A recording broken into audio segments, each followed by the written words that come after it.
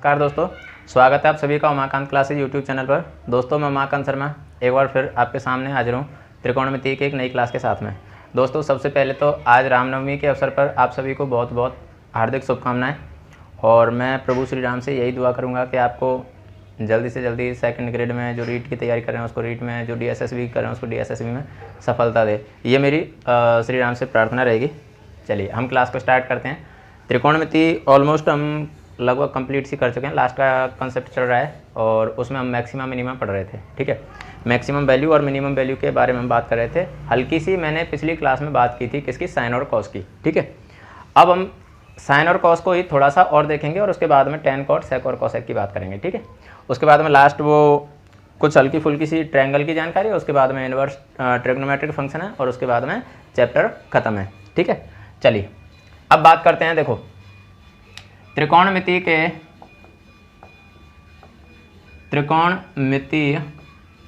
फलनों के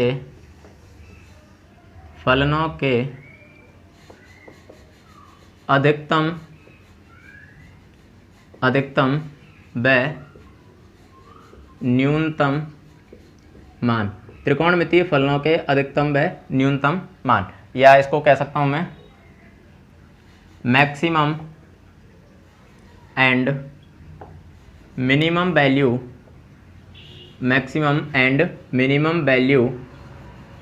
of trigonometric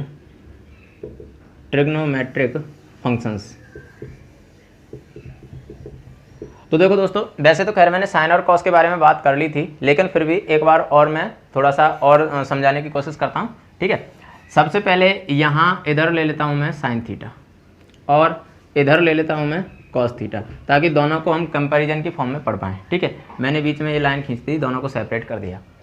अब अगर मैं साइन का ग्राफ बनाना चाहूँ तो दोस्तों साइन का ग्राफ, अब तो ग्राफ में तो भाई हम लोग प्रो हो चुके हैं, ग्राफ तो बहुत अच्छे से समझ चुके हैं, क्योंकि कई बार हमने ग्राफ बनाया भी है। जब मैंने ग्राफ पढ़ाया था उस टाइम तो काफ़ी अच्छे से समझाया ही था, उसके साथ में हमने कई बार इसका यूज भी किया है, तो ग्राफ में तो अब किसी को कोई प्रॉब्लम नहीं आनी चाहिए। देखो साइन का ग्राफ जब हम बनाएंगे तो साइन जब 0 से π/2 तक जाता है तो साइन 0 से और 1 तक बढ़ता है।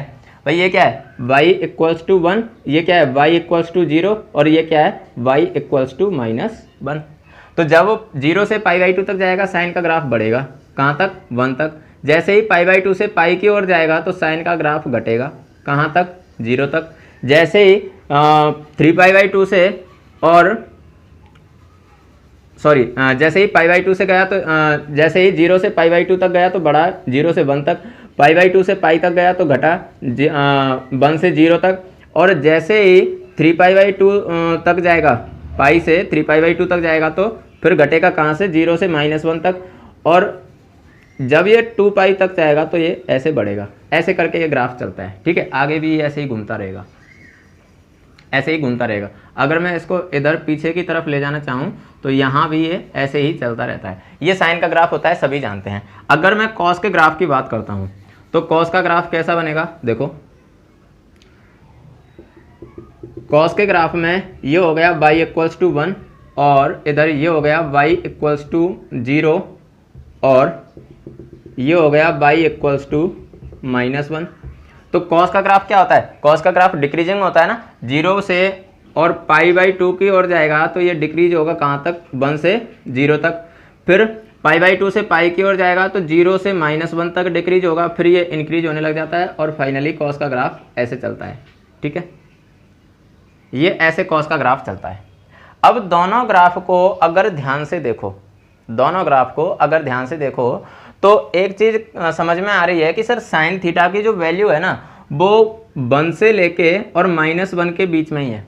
अगर मान लो ये ग्राफ, फॉर एग्जाम्पल अगर ये ग्राफ मार्कर, चलो मैं मार्कर चेंज कर लेता हूँ। हाँ, अगर ये ग्राफ मान लो, ये ग्राफ अगर ऐसे जाता, ऐसे ऊपर कहीं भी जाता, कहीं भी ऊपर अगर कहीं भी जाता तो मैं ये कह सकता था कि सर इसकी वैल्यू 1 से भी ज़्यादा बड़ी है, लेकिन ऊपर तो जा ही नहीं रहा है ना, ग्राफ ऊपर तो जा ही नहीं रहा है, ग्राफ तो नीचे ही रह रहा है भाई, 1 और -1 के बीच में ही तो रह रहा है। इसका मतलब हुआ कि साइन थीटा की जो वैल्यू है वो 1 से -1 के बीच में ही लाई करती है, ठीक है, 1 से और -1 के बीच में ही होती है। तो मैं ये कह सकता हूँ कि साइन थीटा की जो मिनिमम वैल्यू है वो कितनी है सर, वो -1 है, और जो मैक्सिमम वैल्यू है वो कितनी है सर, वो +1 है। अब मिनिमम वैल्यू और मैक्सिमम वैल्यू का मतलब क्या होता है दोस्तों, ये भी समझना जरूरी है। मिनिमम वैल्यू और मैक्सिमम वैल्यू का मतलब ये होता है कि देखो जैसे मान लो मैं 0 से और π/2 की बात करूं, अगर मैं 0 से 90 डिग्री तक की बात करता हूं तो उसमें देखो ये ग्राफ यहां से और यहां तक जा रहा है, ये ग्राफ यहां से और यहां तक जा रहा है।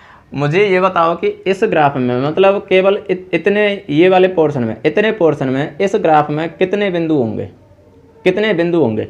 तो हम जानते हैं कि दो बिंदुओं के बीच में, चाहे वो कितने भी पास में हो, दो बिंदुओं के बीच में भी कितने बिंदु होते हैं, अनंत बिंदु होते हैं। तो इसका मतलब ये हुआ कि अनंत इसमें बिंदु होंगे और अलग अलग बिंदु के लिए सभी का साइन की जो वैल्यू है वो भी अलग अलग होगी, क्योंकि हम जानते हैं कि साइन यहाँ से इंक्रीज हो रहा है, इंक्रीजिंग ग्राफ है तो फिर इसकी वैल्यू भी अलग अलग होगी। तो उन वैल्यू जो अलग अलग जो भी वैल्यू होंगी, इनफाइनाइटी जो भी वैल्यू होंगी, उन वैल्यूज में से सबसे छोटी वैल्यू क्या होगी और सबसे बड़ी वैल्यू क्या होगी वो हमें यहाँ पर देखना होता है। तो जो सबसे छोटी वैल्यू होगी, अभी अगर मैं केवल इतने की बात करता तब तो सबसे छोटी वैल्यू 0 हो जाती, लेकिन हम तो बात साइन की कर रहे हैं ना। तो साइन का ग्राफ जैसे भले ही यहाँ से यहाँ तक बढ़ रहा है, लेकिन बढ़ने के बाद में ये घट भी रहा है और घटते हुए ये कहाँ तक आ गया, -1 तक। -1 से नीचे नहीं गया है, ऐसे ही +1 से ऊपर नहीं गया है। तो इसका मतलब ये हुआ कि इसकी जो मिनिमम वैल्यू है वो कितनी आ गई, -1 आ गई, और मैक्सिमम वैल्यू कितनी आ गई, +1 आ गई। ऐसे ही अगर मैं कॉस की बात करूं, भले ही देखो पहली बात तो ये कि जिसने पहली बार ग्राफ देखे होंगे, जिसने प्रीवियस क्लास नहीं देखी होंगी और ग्राफ पहली बार देखे होंगे, उसके दिमाग में तो एक ही चीज़ आ रही होगी कि सर साइन और कॉस दोनों के ग्राफ सेम ही तो हैं।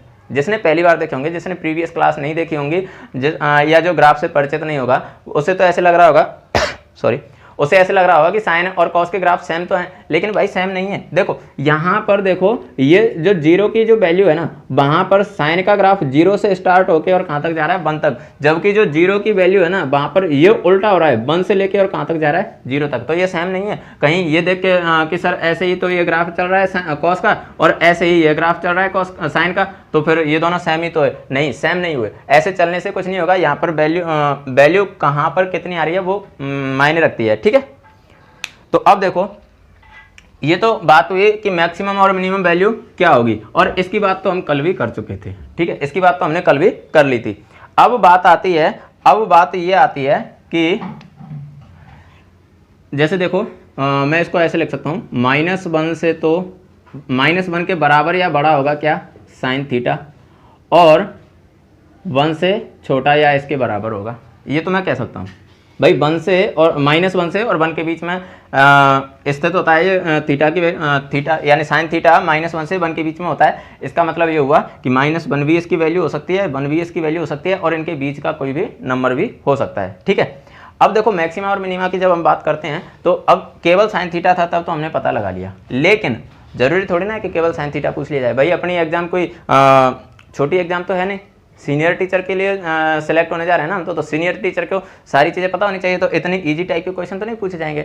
तो अब मान लो मैंने कह दिया कि जैसे मान लो अगर मैंने b साइन थीटा के लिए बोल दिया कि b साइन थीटा की मिनिमा और मैक्सिमा निकालो, b साइन थीटा के लिए, तो b साइन थीटा के लिए क्या करेंगे, ये जो इक्वलिटीज है ना, ये जो असमिका है ना, इस असमिका में b से मल्टीप्लाई कर दो सब जगह मैंने b से मल्टीप्लाई किया। तो देखो -1 को b से मल्टीप्लाई करेंगे क्या आ जाएगा, -b लेस देन और इक्वल टू, b को साइन से मल्टीप्लाई किया क्या आ गया, v साइन थीटा, और लेस देन इक्वल्स टू 1 को b से मल्टीप्लाई किया v, ये लो b साइन थीटा के मैक्सिमा मिनिमा क्या हो जाएंगे, -b मिनिमा और b मैक्सिमा, ठीक है।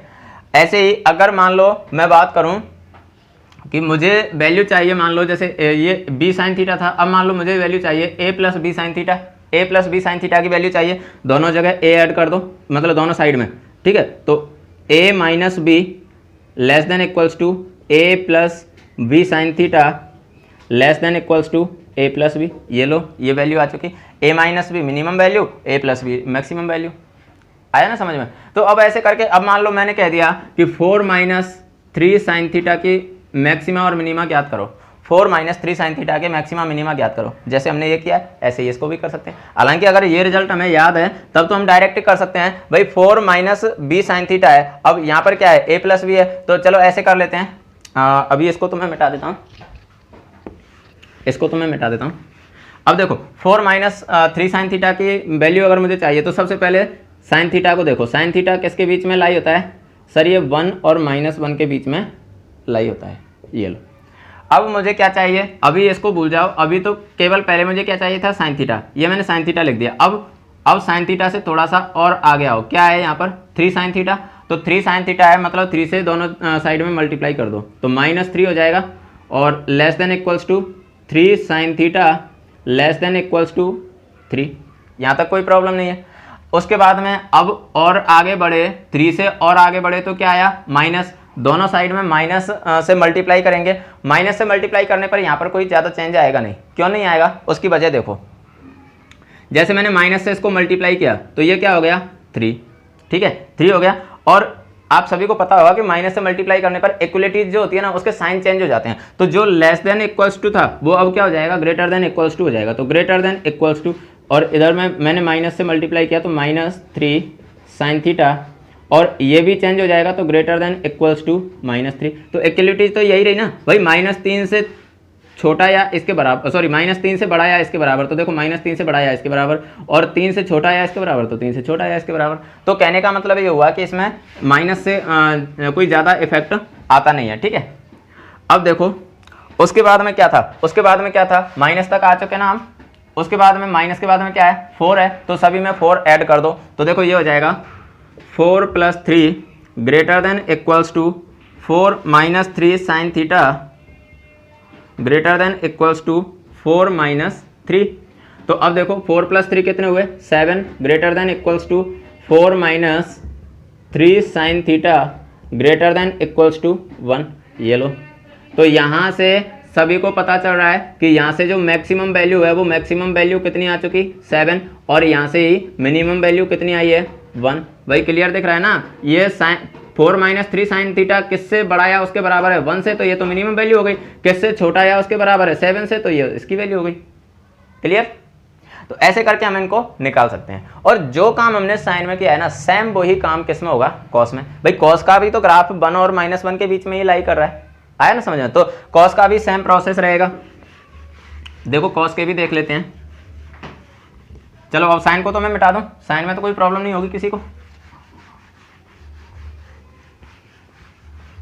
अब देखो मैं कॉस की बात करूं तो कॉस भी इसकी जो मैक्सिमम वैल्यू है वो कितनी है 1 है, और मिनिमम वैल्यू कितनी है -1 है, तो इसलिए इसका भी मैक्सिमम मिनिमम क्या होगा 1 और -1 होगा ना, तो कॉस के लिए मैक्सिमम वैल्यू कितनी हो जाएगी 1 और मिनिमम वैल्यू कितनी हो जाएगी -1।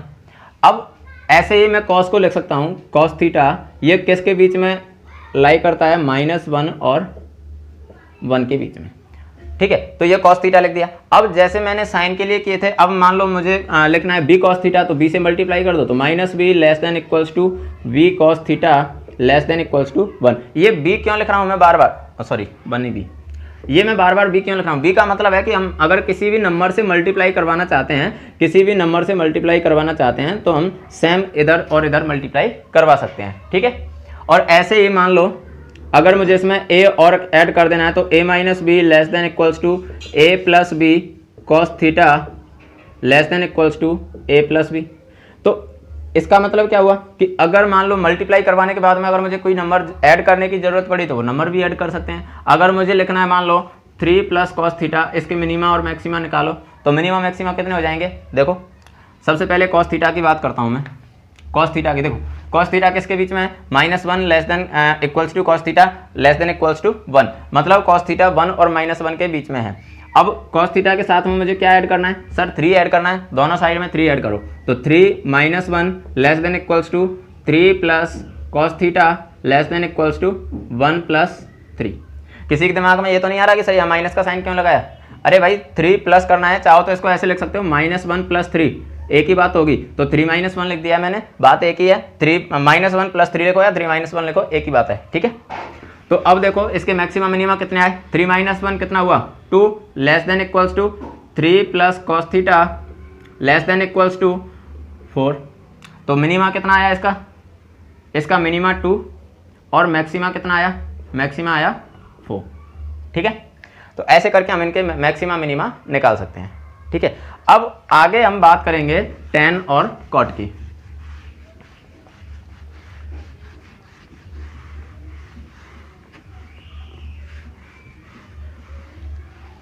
देखो tan और cot की जब हम बात करते हैं तो tan और cot की जब हम बात करेंगे, देखो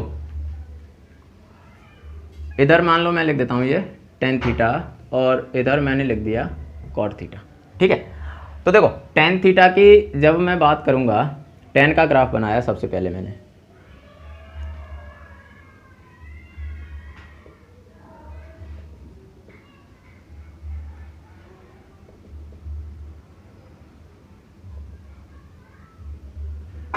ये ग्राफ तो अब सभी को याद हो चुके होंगे, ग्राफ में तो कोई प्रॉब्लम नहीं होगी।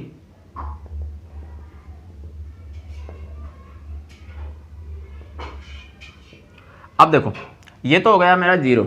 ठीक है, अब 0 से और π/2 की तरफ जब हम जाएंगे तो tan थीटा में क्या होता है, tan थीटा क्या होता है, इंक्रीज होता है या डिक्रीज होता है। भाई सभी को पता है कि 0 से और जब भी हम π/2 की तरफ जाते हैं तो tan थीटा कहाँ की ओर अग्रसर होता है, थीटा जब 0 से π/2 की ओर जाएगा तो tan थीटा 0 से इनफाइनाइटी की ओर अग्रसर होता है। सभी को पता है 0 से इनफाइनाइटी की ओर अग्रसर होता है। तो देखो ये 0 से इनफाइनाइटी की ओर गया, उसके बाद में क्या होगा, उसके बाद में जैसे ही यहाँ से, अब ये यहाँ से सीधा जंप लगाएगा, कहने का मतलब है इसका ग्राफ देखो ऐसे आता, ऐसे चलता है, ऐसे चलता है इसका ग्राफ।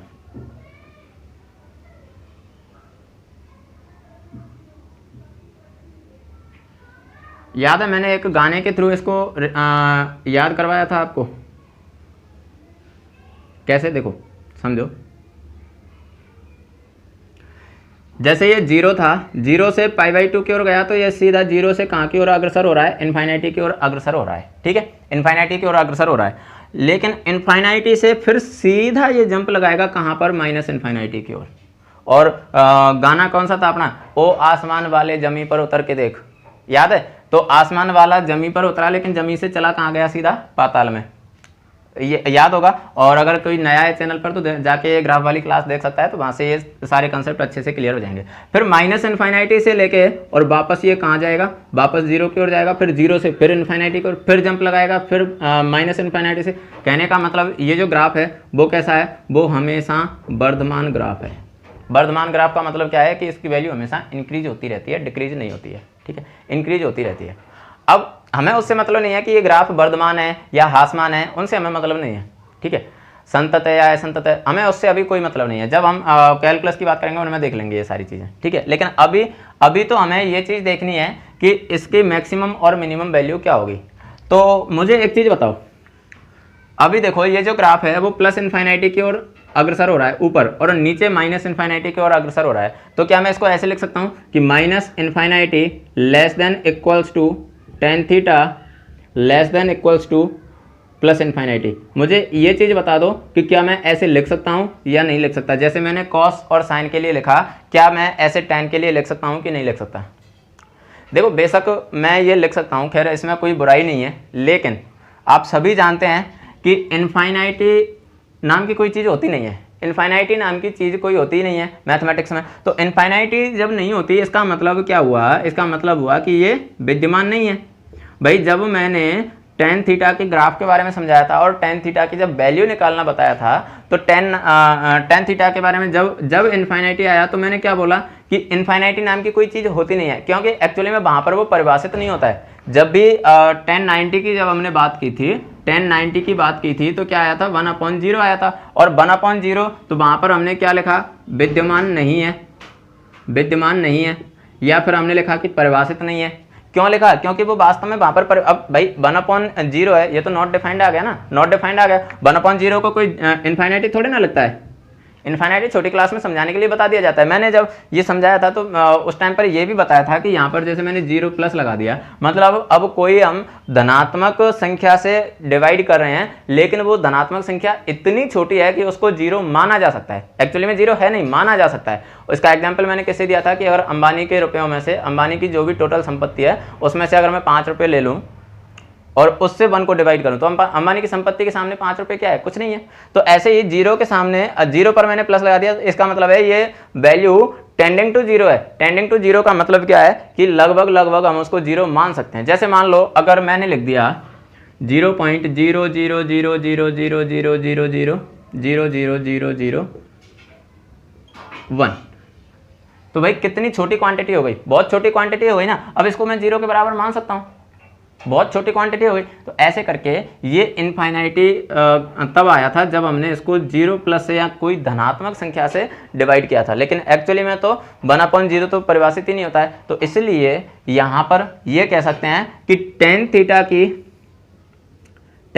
के न्यूनतम व अधिकतम मान विद्यमान नहीं होते। टेन थीटा के न्यूनतम व अधिकतम मान विद्यमान नहीं होते हैं, या कह सकते हैं कि ये परिभाषित नहीं होते। ठीक है, टेन के बारे में ध्यान रखना, क्योंकि अब देखो जैसे हमने साइन में पता लगाया, साइन में वो जो ग्राफ था वो 1 और -1 के बीच में ही घूम रहा था, 1 और -1 के बीच में ही घूम रहा था। उससे ऊपर ना तो 1 से ऊपर जा रही थी उसकी वैल्यू, ना ही -1 से नीचे जा रही थी। लेकिन यहाँ तो हम देख रहे हैं कि ये तो इनफाइनाइट, ऊपर तो इनफाइनाइटी की ओर अग्रसर है, नीचे माइनस इनफाइनाइटी की ओर अग्रसर है। तो इसका मतलब यहाँ पर इसके मिनिमा और मैक्सिमा विद्यमान नहीं होंगे। ठीक है, चलिए आगे बात करते हैं कॉट थीटा की। भाई सीधी सी बात है, जब टेन थीटा ही विद्यमान नहीं है तो कॉट थीटा कहाँ से होगा। लेकिन फिर भी एक बार ग्राफ के अकॉर्डिंग हम देख लेते हैं। चलो मैं टेन का ग्राफ अभी नहीं मिटा रहा ताकि समझने में आपको थोड़ी सी सहूलियत मिल जाए। जब टेन थीटा का ग्राफ वर्धमान था तो कॉट का क्या हो जाएगा, ह्रासमान हो जाएगा। कॉट थीटा का ग्राफ क्या हो जाएगा, ह्रासमान। तो देखो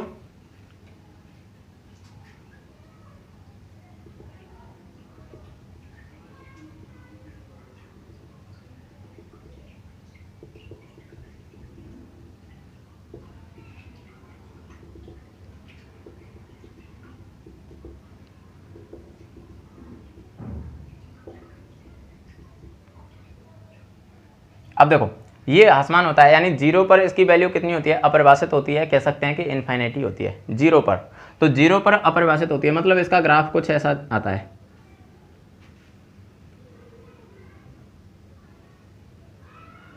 ठीक है, ऐसे चलता है इसका ग्राफ।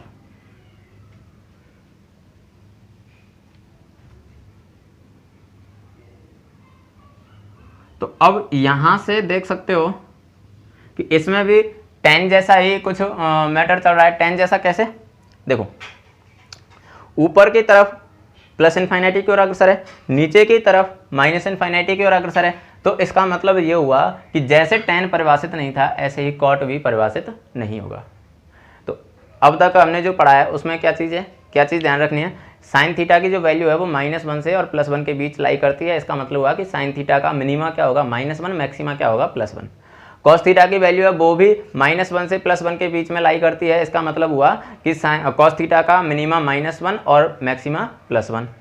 टेन थीटा चूंकि ये अधिकतम मान इसका प्लस इनफाइनाइटी की ओर अग्रसर होता है और न्यूनतम मान इसका माइनस इनफाइनाइटी की ओर अग्रसर होता है, इसलिए टेन थीटा का ना तो मिनिमा परिभाषित है ना ही उसका मैक्सिमा परिभाषित है। ठीक, उसके बाद में बात करते हैं कॉट थीटा की। तो कॉट थीटा भी माइनस इनफाइनाइटी की ओर अग्रसर है न्यूनतम मान, और अधिकतम मान प्लस इनफाइनाइटी की ओर अग्रसर है, मतलब ये भी परिभाषित नहीं है। ठीक है, अब हम बात करेंगे सेक और कोसेक थीटा की।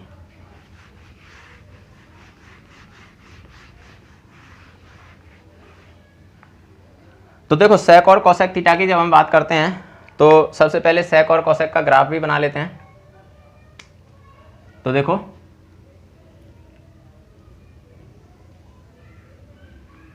सबसे पहले कोसेक का ग्राफ बनाने के लिए हमें किसका ग्राफ बनाने की ज़रूरत होती है, साइन थीटा की।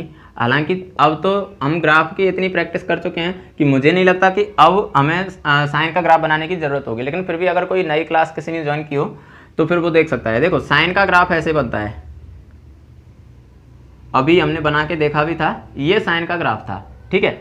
और इसको मैं ऐसे लाइनिंग कर देता हूँ,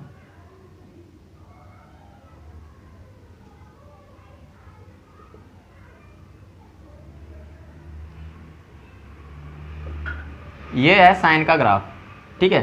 अब कोसेक हम जानते हैं कि साइन का रेसिप्रोकल होता है, ये इधर नेगेटिव डायरेक्शन में भी ये ऐसे घूमता रहेगा, ठीक है, नेगेटिव डायरेक्शन में भी ये ऐसे घूमता रहेगा।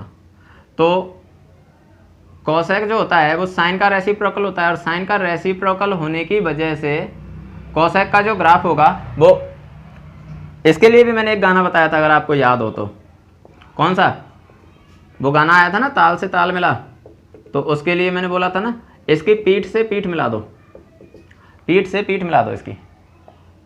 देखो मैं कोसेक के लिए मार्कर दूसरा ले लेता हूँ ताकि कोसेक और कोसेक और साइन इन दोनों में डिफरेंस पता चले। तो देखो इसकी मैंने बताया था ना कि पीठ से पीठ मिलाओ तो इसका ऐसे बन जाएगा, ऐसे।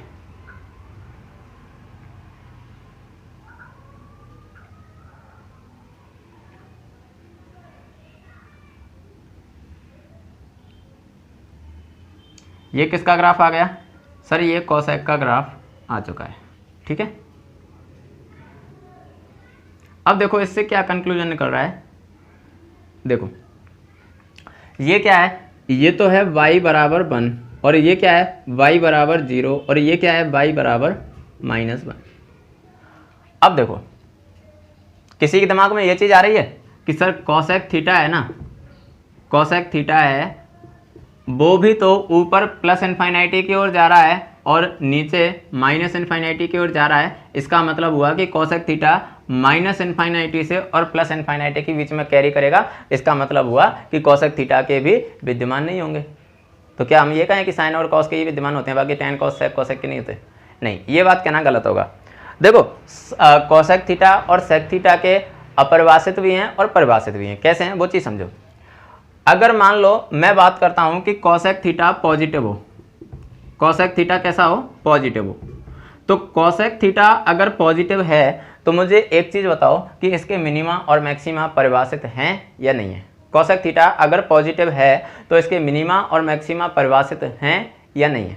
तो देखो अगर पॉजिटिव होगा तो ऑब्वियसली देखो ये जो लाइन है y = 0, इससे ऊपर वाले सारे पॉजिटिव नीचे वाले सारे नेगेटिव, यही था ना। तो ऊपर वाले पॉजिटिव नीचे वाले नेगेटिव, तो इसका मतलब क्या हुआ, इसका मतलब ये हुआ कि ऊपर जो पॉजिटिव वाला जो ग्राफ हमें दिखाई दे रहा है, ये ऊपर वाले जो ब्लू कलर से जो भी ग्राफ दिखाई दे रहे हैं, इन ग्राफ में मैक्सिमा तो परिभाषित नहीं है, मैक्सिमा तो परिभाषित नहीं है, लेकिन मिनिमा तो सभी में परिभाषित है ना भाई। मिनिमा तो सभी में क्या चल रहा है, 1 चल रहा है ना, मिनिमा तो सभी में 1 चल रहा है। तो इसका मतलब हुआ कि अगर कोसेक थीटा पॉजिटिव है तो ऐसी सिचुएशन में मैक्सिमा तो क्या हो जाएगा, नॉट डिफाइंड यानी अपरिभाषित, नॉट डिफाइंड या कह सकते हैं अपरिभाषित, ठीक है, नॉट डिफाइंड यानी अपरिभाषित। लेकिन अगर मैं बात करूं मिनिमा की, तो यहां पर मिनिमा जो होगा ना वो मिनिमा डिफाइंड है, और मिनिमा कितना होगा, मिनिमम कितना होगा, 1। देख सकते हो जब कोसेक थीटा पॉजिटिव था उस टाइम पर मैक्सिमा तो डिफाइंड नहीं था, लेकिन मिनिमा क्या था, 1। सभी में देख सकते हो, सभी में 1 है ना भाई। कोई भी ग्राफ ऐसे तो नहीं जा रहा ना, जैसे मान लो ये अगर ऐसे चला जाता तो फिर हम कह सकते हैं कि सर ये तो 0 तक भी जा रहा है ना। तो ऐसा नहीं है, ये ग्राफ ऐसे जाता नहीं है। तो इसलिए यहाँ पर अगर ये पॉजिटिव होगा तो पॉजिटिव होने की कंडीशन में कोसेक थीटा पॉजिटिव होने की कंडीशन में मैक्सिमम तो डिफाइन नहीं होगा, लेकिन मिनिमम डिफाइन होता है, और मिनिमम कितना होता है, 1 होता है, ठीक। अब बात करते हैं कि अगर कोसेक नेगेटिव हो तो इधर लिखता हूँ मैं, अगर कोसेक थीटा नेगेटिव हुआ, अगर कोसेक थीटा नेगेटिव हुआ तो नेगेटिव के लिए ये नीचे वाले ग्राफ देखो, नीचे वाले ग्राफ जब तुम देखोगे तो यहाँ पर मिनिमम वैल्यू तो माइनस इन्फिनिटी की ओर जा रही है, मतलब इसका मिनिमा तो डिफाइन नहीं है, minima not define, minima not define, ठीक है, मिनिमा तो डिफाइन नहीं है। लेकिन अगर मैं मैक्सिमा की बात करता हूं तो मैक्सिमा देख सकते हो कि ये सभी के सभी जो ग्राफ हैं वो y बराबर -1 वाली लाइन को ही टच कर रहे हैं, उससे ऊपर नहीं जा रहे हैं। तो इसका मतलब हुआ कि इसका मैक्सिमा डिफाइन है, और इसका मैक्सिमा कितना है, इसका मैक्सिमा है सर -1। तो अगर कोसेक थीटा पॉजिटिव हुआ तो मैक्सिमा नॉट डिफाइंड और मिनिमा 1। अगर कॉसेक थीटा नेगेटिव हुआ, मिनिमा नॉट डिफाइन और मैक्सिमा -1। समझ गए? तो ऐसे करके हम इनके मैक्सिमा मिनिमा निकालते हैं। अब लास्ट बचा हुआ है सेक थीटा, तो सेक का भी देख लेते हैं।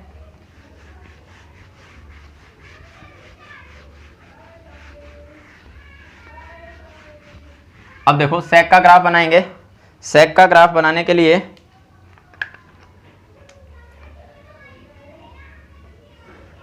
देखो मैंने कॉस का ग्राफ बनाया सेक का ग्राफ बनाने के लिए। चलो पहले मैं ये लाइनिंग खींच देता हूँ।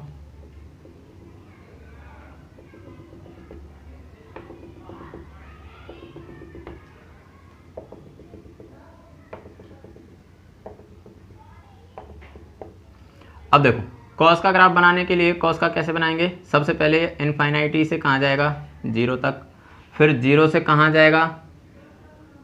-1 तक, और -1 से कहाँ जाएगा? फिर 0 तक, फिर 0 से कहाँ जाएगा? ये ऐसे करके घूमता रहेगा ना।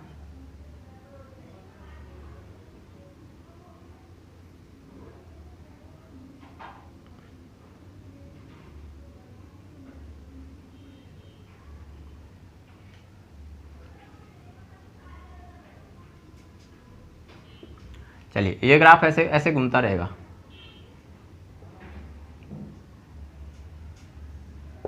ठीक है, अब वही सेम इसका भी ग्राफ कैसे बनेगा? ऐसे।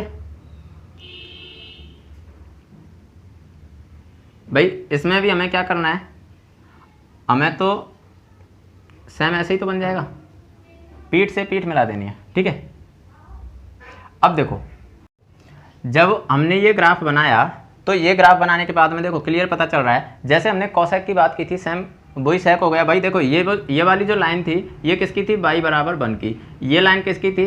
y बराबर 0। और ये लाइन किसकी थी? y बराबर -1। तो जो कॉसेक में किया था सेम वही चीज़ तो यहाँ पर है कि अगर सेक थीटा पॉजिटिव हुआ, अगर सेक थीटा पॉजिटिव हुआ तो पॉजिटिव होने की सिचुएशन में क्या होगा? देखो यहाँ पर ये वाला ग्राफ देखो, ये ऊपर तो प्लस इनफाइनाइटी की ओर जा रहा है, ऊपर प्लस इनफाइनाइटी की ओर जा रहा है। इसका मतलब है कि इसका जो मैक्सिमा होगा या मैक्सिमम वैल्यू होगी वो क्या होगी? प्लस इनफाइनाइटी। यानी कह सकते हैं कि ये कैसी होगी? अपरिभाषित होगी। ये कैसी होगी? अपरिभाषित होगी। यानी इसका मैक्सिमा विद्यमान ही नहीं होता। अगर मैं इसके मिनिमा की बात करूँ तो मिनिमा में देख सकते हो कि यहाँ पर मिनिमम वैल्यू इसकी कितनी है? 1 है। ठीक है, ऐसे ही भाई देखो 1 पर ही तो आ रहा है, 1 से नीचे थोड़ी ना जा रहा है ग्राफ, तो इसलिए मिनिमम वैल्यू क्या होगी? 1। ऐसे ही अगर मैं सेक थीटा नेगेटिव होने की बात करूं, अगर सेक थीटा नेगेटिव हो तो नेगेटिव होने की सिचुएशन में देख सकते हैं कि इसकी जो मिनिमम वैल्यू है वो माइनस इनफाइनाइटी की ओर जा रही है और मिनिमम वैल्यू माइनस इनफाइनाइटी की ओर अग्रसर हो रही है। इसका मतलब हुआ कि इसका मिनिमम या इसका मिनिमा विद्यमान नहीं है, या कह सकते हैं कि परिभाषित नहीं है। और अगर मैक्सिमम की बात करूं तो इसका मैक्सिमा कितना हो जाएगा? सर इसका मैक्सिमा -1 हो जाएगा। ग्राफ से देख सकते हैं। तो मैंने ज़्यादातर बच्चों को ये कहते हुए सुना था कि सर मिनिमम मैक्सिमा निकालने में बहुत प्रॉब्लम होती है। अब इस क्लास के बाद में आप मुझे बताओ कि मिनिमा और मैक्सिमा निकालने में प्रॉब्लम होती है या नहीं होती? ईमानदारी से अगर क्लास ली है तो कभी प्रॉब्लम नहीं होगी। भाई मिनिमा मैक्सिमा अगर ऐसे पढ़ोगे ना, जैसे देखो मैंने जनरली देखा है मैंने कि टीचर्स ये बता देते हैं कि जनरली ये बता दिया जाता है कि साइन थीटा की मिनिमम वैल्यू और मैक्सिमम वैल्यू। साइन थीटा की minimum value -1, maximum value 1। Cos theta minimum value -1, maximum value 1। Tan theta अपरिभाषित, टेन थीटा मैक्सिमम वैल्यू वो भी नॉट डिफाइंड या अपरिभाषित। ठीक है, cot theta not defined, tan theta not defined, sorry cot theta की maximum value not defined.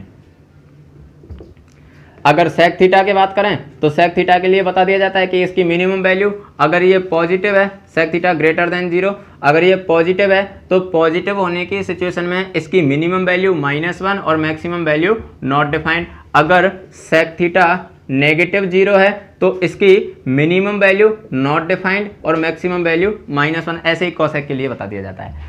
अब ये चीज़ अगर बताओगे तो भाई बच्चे को दिक्कत तो होगी, लेकिन अगर कंसेप्ट से पढ़ोगे तो दिक्कत नहीं होगी। ग्राफ हमने बहुत अच्छे से पढ़े हैं, और ग्राफ जब देख लिए तो फिर मिनिमम मैक्सिमा निकालने में दिक्कत कहाँ रही है, तरीका मैंने बता दिया है, ठीक है।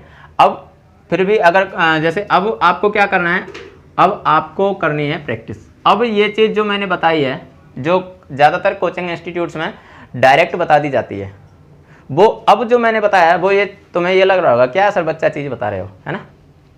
ये तो हम सब जानते हैं, ये सब जानते हैं, लेकिन कब, जब ग्राफ आपने अच्छे से पढ़े हैं, जब ग्राफ पढ़ने के बाद में मिनिमम मैक्सिमा का कंसेप्ट आपका क्लियर हुआ है, तब जाके ये चीज़ आप जानते हो। समझ में आया। तो ऐसे करके हम ये मिनिमम मैक्सिमा निकाल सकते हैं, ठीक है। तो आज की क्लास को तो दोस्तों यहीं विराम देते हैं। आज की क्लास थोड़ी लंबी भी हो गई, लेकिन कोई बात नहीं, आज संडे था तो चलेगा, ठीक है। और मिनिमम मैक्सिमा अपने कंप्लीट हो चुके हैं, और इस पर बेस्ड कुछ क्वेश्चन हम लेंगे, लेकिन वो क्वेश्चन वाले उसमें लेंगे, ठीक है। क्वेश्चन जब मैं करवाऊंगा उसमें लेंगे, और अभी तो हम यही चलने देंगे, ठीक है। उसके बाद में अभी अपने पास क्या बचे हुए हैं, एक तो ट्रायंगल के बारे में, ट्रायंगल के साइन कोसाइन वगैरह टेंजेंट वगैरह के नियम, और उसके बाद में इन्वर्स ट्रिग्नोमेट्रिक फंक्शन, उसके बाद में क्या बचेगा, ट्रिग्नोमेट्री कंप्लीट, ठीक है। तो ट्रिग्नोमेट्री ईमानदारी से बताना, 0 लेवल से लेके चला था, इम्प्रूवमेंट हुआ या नहीं हुआ? अगर हुआ है तो दोस्तों में ज़रूर शेयर करना है, और चैनल अगर सब्सक्राइब नहीं किया है तो उस चैनल भी सब्सक्राइब करना है। और जल्दी मैं आपके लिए सेकंड ग्रेड का पूरा एक सेमिनार लेके आ रहा हूँ, सेकंड ग्रेड का भी, रीट का भी और सीटेट का भी। ये मैंने प्लानिंग की है, लेकिन चूँकि टाइमिंग की थोड़ी सी प्रॉब्लम रहती है, लेकिन मैं कोशिश करूँगा जल्दी ही सेकंड ग्रेड, रीट और सीटेट ये तीनों की सेमिनार में लेके आऊँ, ठीक है। धन्यवाद दोस्तों, चैनल के साथ बने रहिए, और अपनी क्लास को अपनी तैयारी को मजबूती दीजिए, और जल्दी से जल्दी एग्ज़ाम होने की संभावना है, इसलिए अपनी तैयारी मजबूत रखें। अगर ये चैनल सब्सक्राइब नहीं किया है तो चैनल को सब्सक्राइब कीजिए, और दोस्तों में शेयर ज़रूर करें। Thanks a lot for watching our videos.